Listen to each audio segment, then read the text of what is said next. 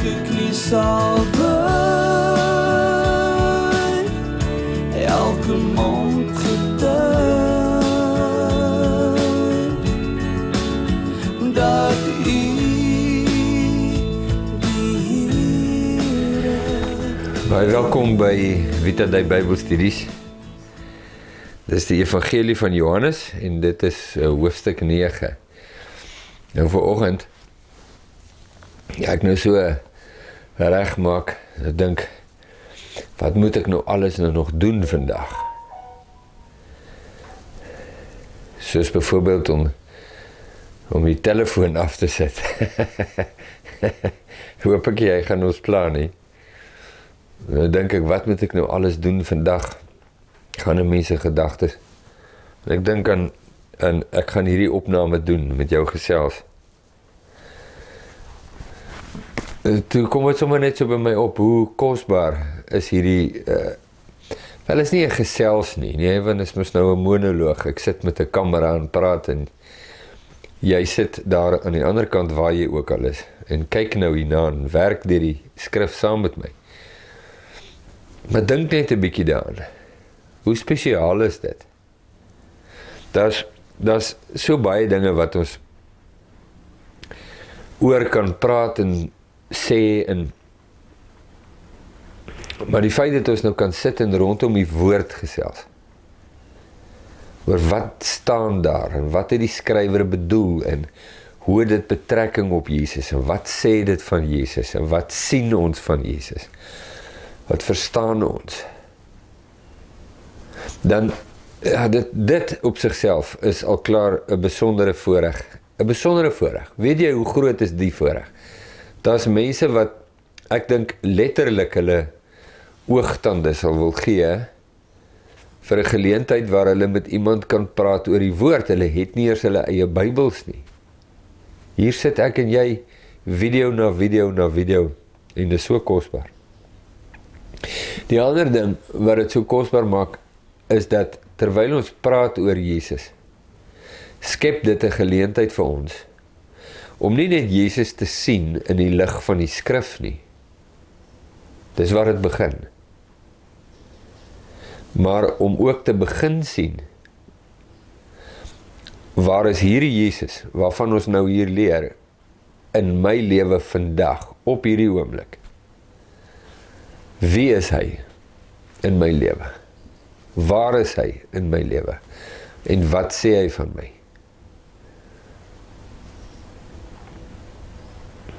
En ek dink dis 'n belangrike punt, omdat dit nie 'n situasie of 'n saak is waar ons verlustig in die geskiedenis nie. Jy weet, ons is 'n klomp geskiedenisprofessors wat nou hier omkom en ons analyseer die inligting van 'n paar duisend jaar terug en ons filosofeer daaroor en probeer die ontbrekende gedeeltes inpas en so aan. Ons doen dit. Maar dis nie waaroor dit gaan nie. Dit gaan oor die onuitspreeklike voorreg wat ek en jy het om Jesus te beleef in ons alledaagse lewe as 'n werklikheid, as 'n persoon, as die persoon vir wie hy is, om hom te leer ken, binne jou konteks. Ja, dit is net so kosbaar. So kom ons begin by Johannes hoofstuk 9. Die opskrif in my Bybel sê, genesing van die man wat blind gebore was. So, Jesus het nou net met die Jode gepraat en hy het vir hulle gesê, hulle is kinders van Israel, maar hulle is nie kinders van Israel nie. God is nie hulle vader nie. Hulle ken hom nie. Hulle doen nie die werke van Abraham nie. Hulle is nie aan die Vader, God die Vader gehoorsaam nie, want as hulle was, sou hulle na hom gekom het. Jesus verklaar sy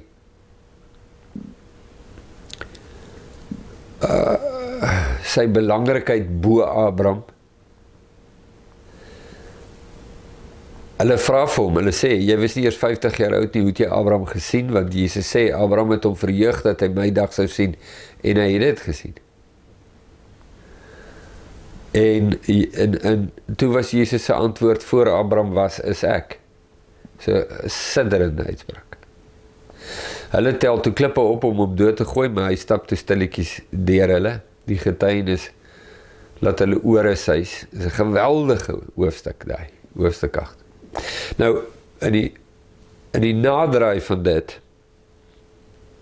het Jesus verbygegaan, toe hy verbygaan, sien hy 'n man wat blind was van sy geboorte af. En sy disippels vra hom en sê, Rabbi, wie het gesondig, hierdie man of sy ouers, dat hy blind gebore is? So, hier's 'n defek op hierdie man, hy is gebore met 'n defek, en dit moet, interpreteer die disippels, dit moet, 'n vloek van God op hierdie man wees. Iemand het ergens iets verkeerd gedoen, en dit het hulle ingehaal, en daarom is daar nou fout met hom. Dit is eintlik snaaks dat hulle vra, wie het gesondig, hierdie man of sy ouers? Die man, jy weet, hoe bedoel hulle nou, hierdie man het gesondig? Kon het wees dat hulle bedoel, God het hom gestraf vir iets wat hy nog gaan doen? Want hoe het hy nou gesondig? Hy is nou 'n fetus in sy ma se baarmoeder en sy oë ontwikkel nie. So ek neem aan, dit staan nou nie, die ou moet nou half aflei en seker ander bronne nou nader trek om nou van ander ouens wat nou meer navorsing hieroor gedoen het, bietjie kers by hulle te gaan opsteek. Of sy ouers. So, maar die vraag bly, hier is fout met hom, so iemand het gesondig.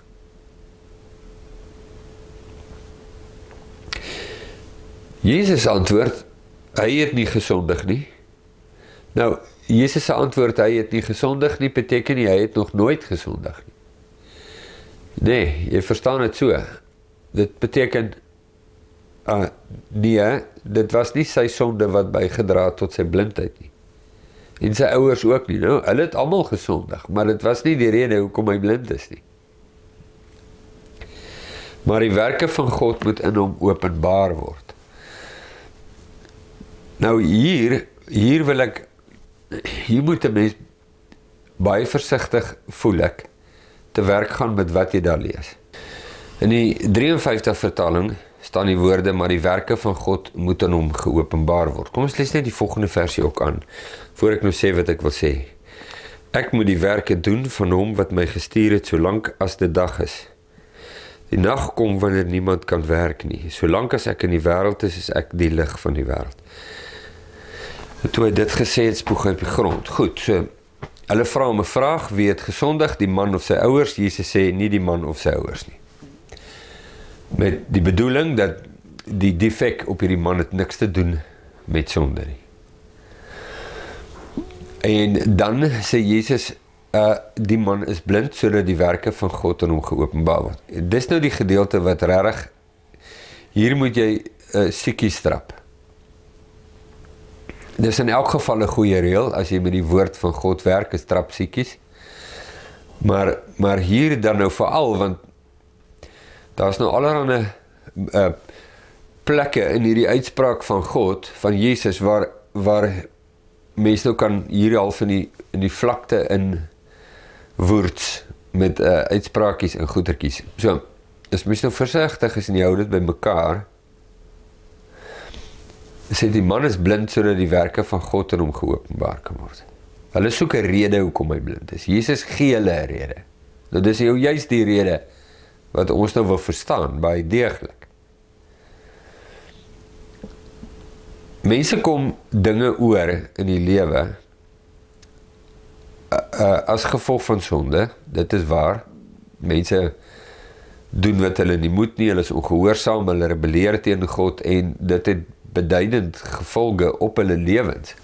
Nou, dat is daai net vasmaak. Ons sê, as twee goed wat as gevolg van sonde in jou lewe kan kom, en dit is die effek van die sonde self, en dan die oordeel van God.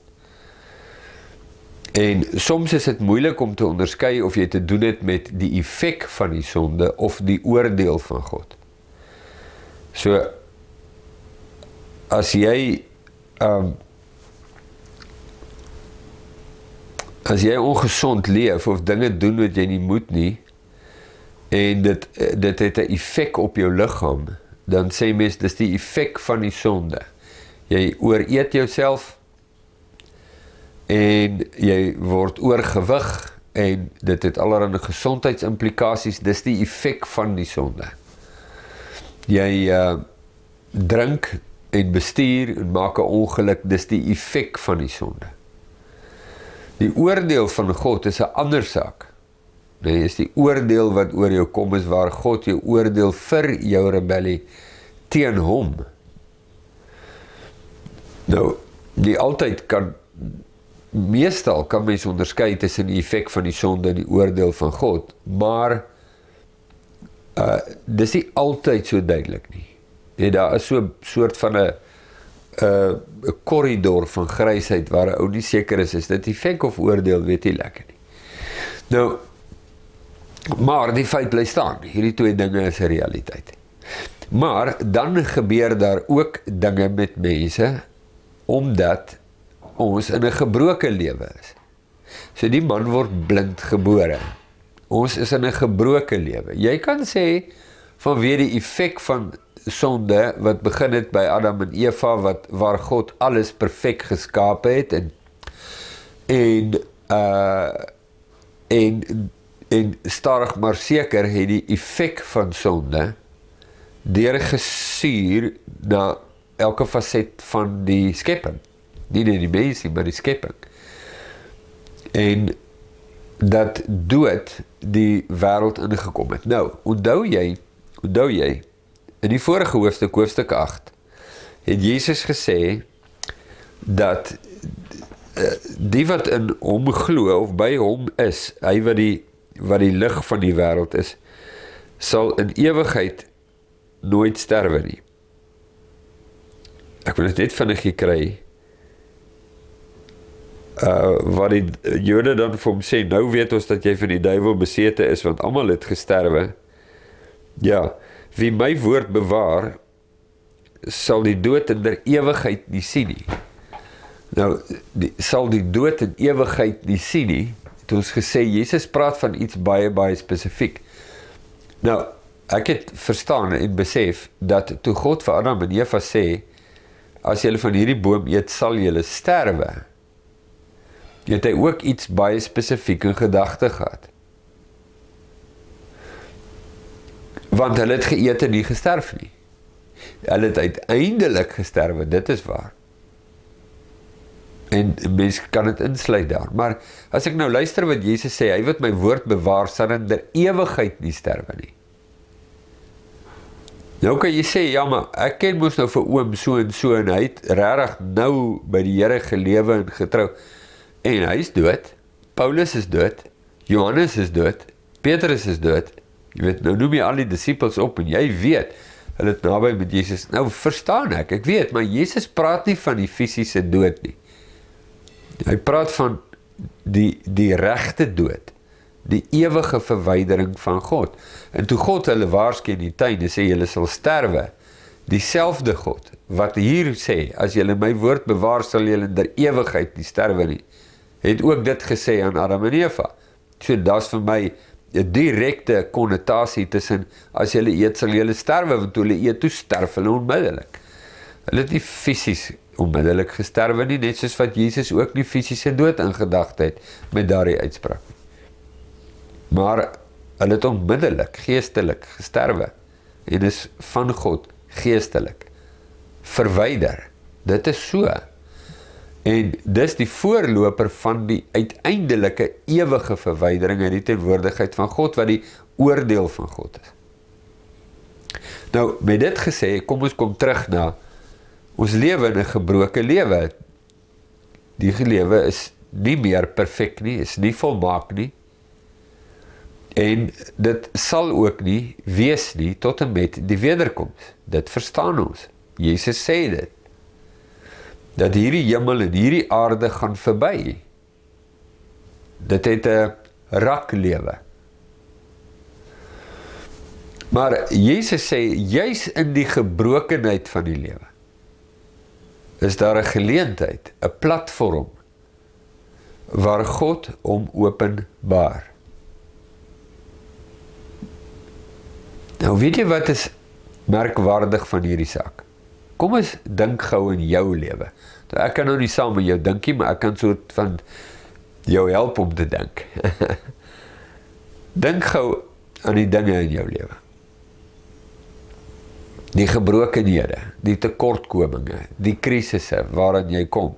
Nou, as die krisisse vanweë sonde is, bekeer jou broer. Bekeer jou.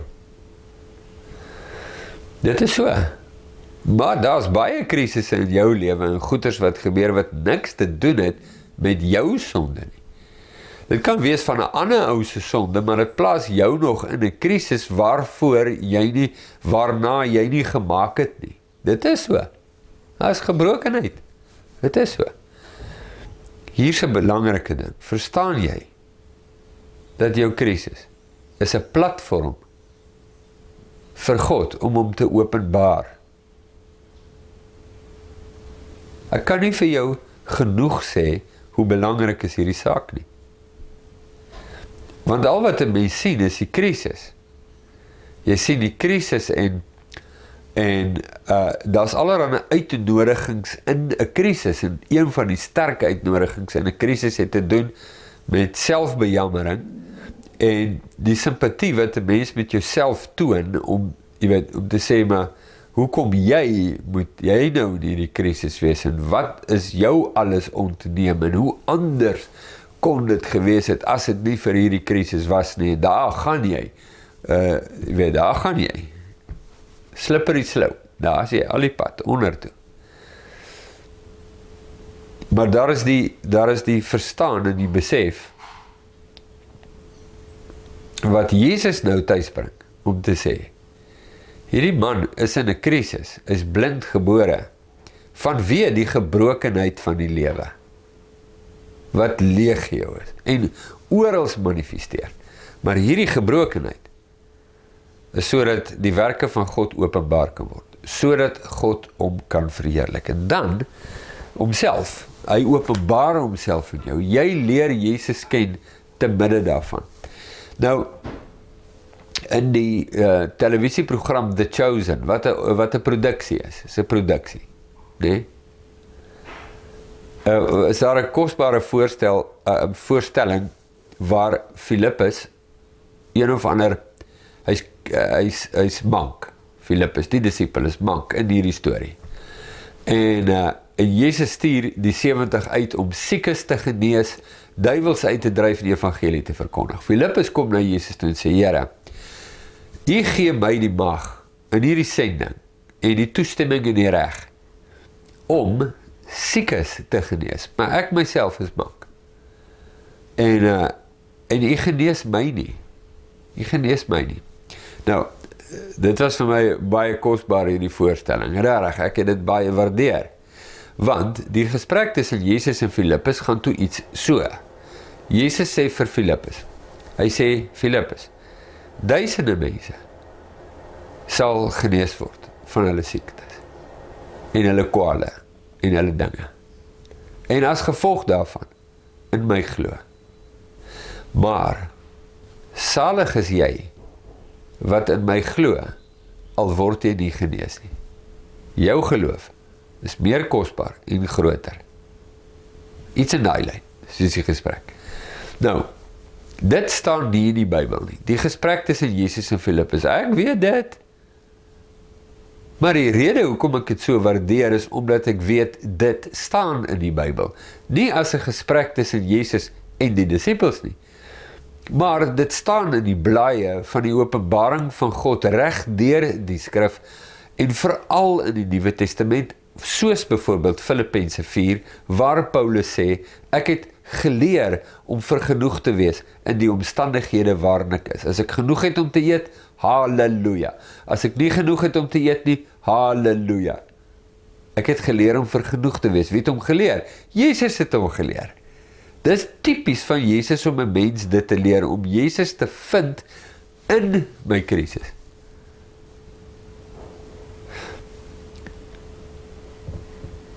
Kom ek vertel jou die gevaar daar. Die gevaar daar is waar jou begeerte om van die krisis verlos te word ver groter is as jou begeerte om Jesus te leer ken.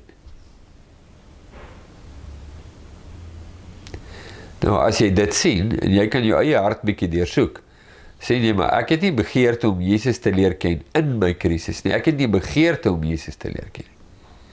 Ek wil net my lewe gerangskik hê dat ek moet gelukkig wees.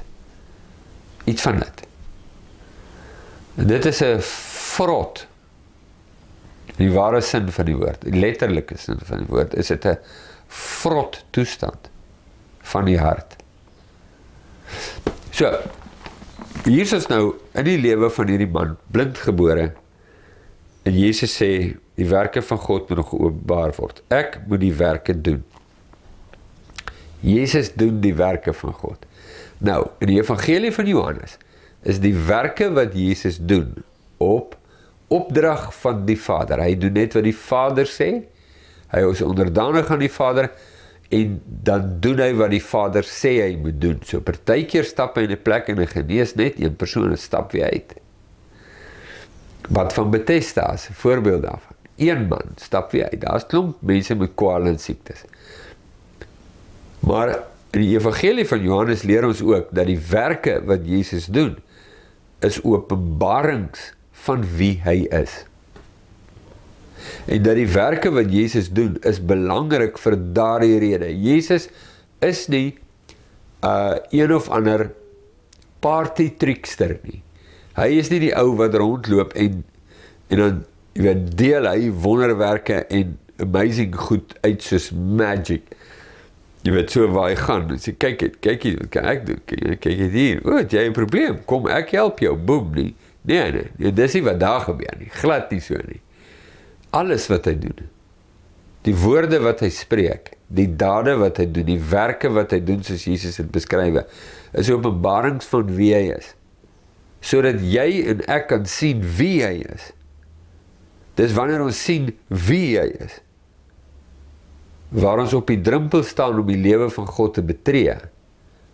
Dis in die omhelsing van Jesus vir wie hy is, nie vir wie ek dink hy is, of wie ek wil hê hy moet wees nie, maar wie hy is, waar ek die lig van God kan sien en belewe, en die waarheid, en die weg. Dis so belangrik. Hierdie is 'n geleentheid, Jesus gaan homself openbaar. Hy het net in hoofstuk 8 'n klomp aansprake gemaak en stellings gemaak oor sy identiteit, wat die ouens se ore laat sing het. Hier is 'n geleentheid, waar hy gaan openbaar, maar hy is wie hy sê hy is. Hy is dit.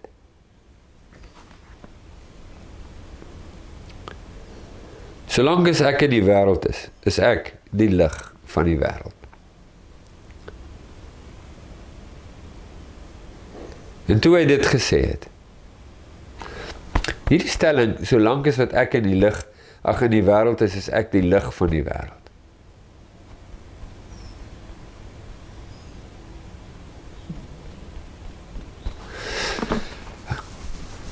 Ja, kom ons sê iets oor dit. Solank as wat ek in die wêreld is ek die lig van die wêreld. Dit is nou baie maklik om nou van daar af te gaan na die uitspraak waar Jesus vir die disippels sê, julle is die lig van die wêreld.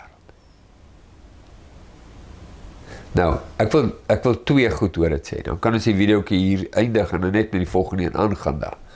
Ek wil twee goed sê. Solank as wat Jesus in die wêreld is. Praat van sy aardse bediening, terwyl hy op die aarde wandel en hier bedien, solank as wat hy in die wêreld is hy die lig van die wêreld. Verstaan dit so, sy aardse bediening. En dan vaar hy op na die Vader, en dan is die disippels die lig van die wêreld, en dit, nee, daar kort dit 'n verduideliking. Dit kort 'n voetnota. Want ek en jy is nie Jesus nie. Jesus woon in ons, maar ons is nie Jesus nie. En mense wat sulke afleidings maak en sulke preek, en ek verneem dat daar in die noorde van Suid-Afrika is daar kerke wat hierdie teologie spesifiek het, dat jy is Jesus, jy is 'n klein Christus of 'n klein Jesus, jy is Jesus. Dis kettery, dis net kettery. Jy is nie Jesus nie, jy aanbid Jesus, maar jy is nie Jesus nie. En solank as wat jy verbind is aan Jesus, en die lewe van Jesus in jou vloei, kan die lewe van Jesus ook deur jou vloei, en daarom word ons die liggaam van Jesus genoem met hom as die hoof. Hy vloei deur ons is aan hom verbind, en solank as wat ons aan hom verbind is, en in daai sin is ons die lig van die wêreld, want ons is verbind aan Jesus en skyn Jesus. Ons lewe nie vir onsself nie, sê Paulus, 2 Korintiërs 4, ons verkondig nie onsself nie, maar Christus Jesus as Here, en ons as julle diensknegte om Christus ontwil. Maar selfs wanneer ons die lig is, soos wat Jesus dit sê, is hy die lig, nie ons nie. Ek is nie die lig nie. Ek is nie die groot guru, wat almal hier om my versamel en kom luister na my wyshede en insigte en kry by my die sleutels vir die koninkryk nie. Dit is nie wie ek is nie. Geen mens is dit nie. Jesus is dit. Hy is wie hy sê hy is, hy is die Alfa en die Omega. En solank as wat ek aan hom verbind is, en getrou is, en gehoorsaam, en onderdanig aan hom, dan skyn sy lig en lewe nie net in my nie, soos wat hy gesê het in Johannes 8, maar definitief ook deur my en baie keer sonder dat ek dit eers weet. En dit maak dat die lig wat skyn het integriteit en is waar en is frilleloos en is sonder voorgee en aanplaksels. Dis die ware lewe van Jesus wat deur my skyn, want ek is aan hom verbind en dit skyn in my. As jy nie toelaat dat die lig van Jesus in jou skyn nie, kan jy nie die lig wees na buite nie. Jy kan nie. Maak nie saak hoeveel Bybelversies ken jy nie. En hoeveel kursusse het jy al gedoen en seminare en konferensies bygewoon nie. Maak nie saak wees jy kan nie pastoor wees of die dominee as jy wil. Jy kan nie die lig wees nie. Jy kan nie. As die lig van Jesus nie in jou skyn nie, kan dit nie deur jou skyn nie. Dit doen nie. Tensy God jou gebruik soos hy Biliam se donkie gebruik het. Nou, as jy tevrede is daarmee, jy sê maar net die donkie, doen net wat jy wil, en rebelleer, en nou dan gebruik God jou soos wat hy 'n donkie gebruik. Luister, dis nie lewe nie. God kan die klippe gebruik as hy wil. Maar as jy autentiek 'n getuienis van Christus wil wees, moet die lig van Jesus eers in jou skyn en aanhou skyn. Dis die belangrike ding, sodat jy die lig van Jesus kan wees, want dis hy wat deur jou skyn. Nou ja, ons stop hierdie video hier, want in die volgende een spoeg Jesus op die grond en dan maak hy modder aan of klei. Smeer het op die man sy gesig, wat 'n onortodokse manier om dit te doen. Eerste en laaste keer in die Bybel, eintlik, as ek nou reg onthou, waar Jesus dit doen. Elke knie sal buig.